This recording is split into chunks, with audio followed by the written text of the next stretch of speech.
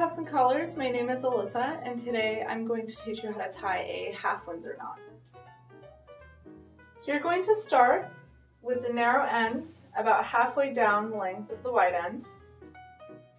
You'll then pass the wide end over the front of the narrow end, and then back around to the other side with the back of the tie facing out. You'll then put this down through the hole. The back of the tie will be facing out once again.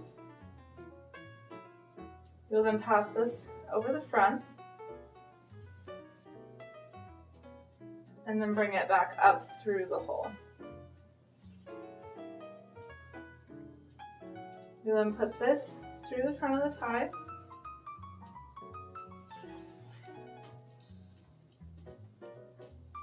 Then to adjust, you're going to pinch here to create a nice dimple.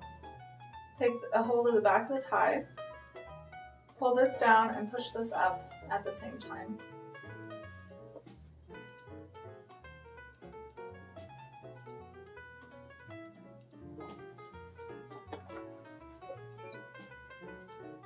Once the collar is done, you can adjust a little bit more.